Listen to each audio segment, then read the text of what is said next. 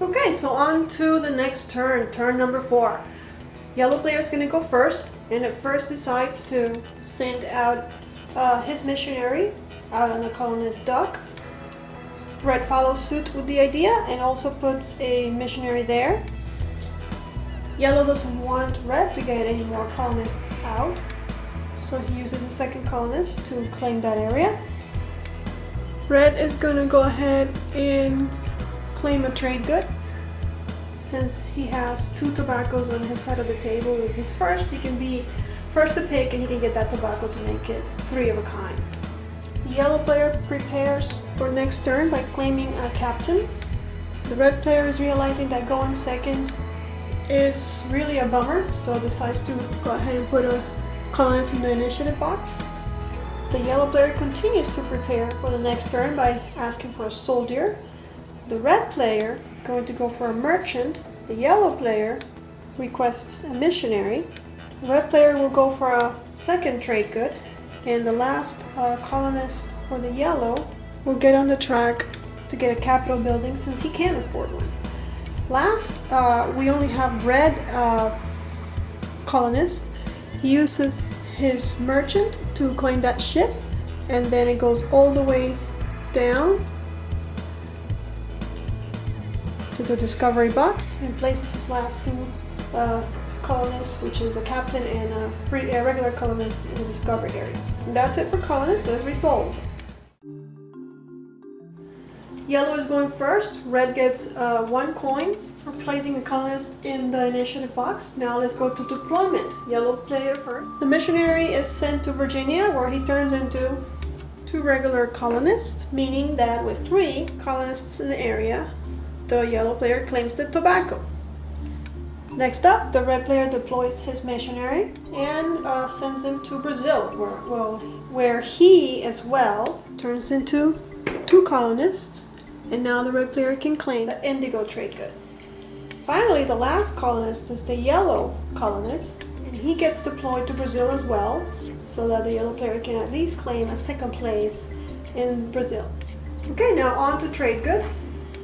The red player grabs the tobacco and the gold. He also gets to claim the ship. Next up, the yellow player gets to pick and pay for the capital building.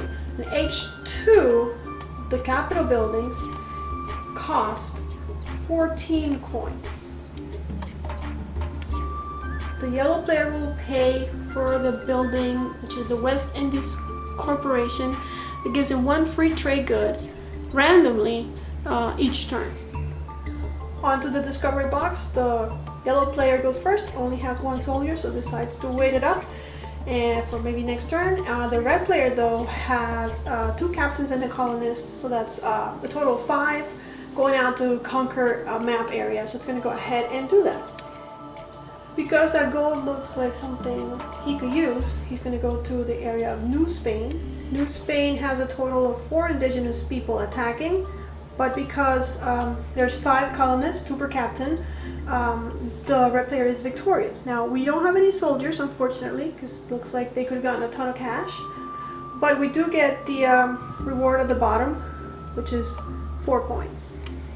So 1 lone colonist remains in New Spain, and that's it for the discovery box. For specialists, the yellow player gets a missionary, a soldier, and a captain, and the red player gets a merchant. Again, nothing on warfare, which I might start doing just so that you guys can see how it works. So let's go ahead and end the turn. Okay, for the yellow player, the sets he's got are 3 of a kind for tobacco, 3 of a kind for silver, and then 3 of different kinds with a cattle, fur, and indigo, and then it has an extra gold that earns him no money. So he's going to get 3 and 3 for the top 2, and then 1, so that's a total of 7 coins. We add that to the 4 coins that it possessed, and the yellow player's total right now is 11 coins. The red player has 3 tobaccos, 3 indigos, and 2 trades that will earn him no money, so he gets 3 and 3 for a total of 6.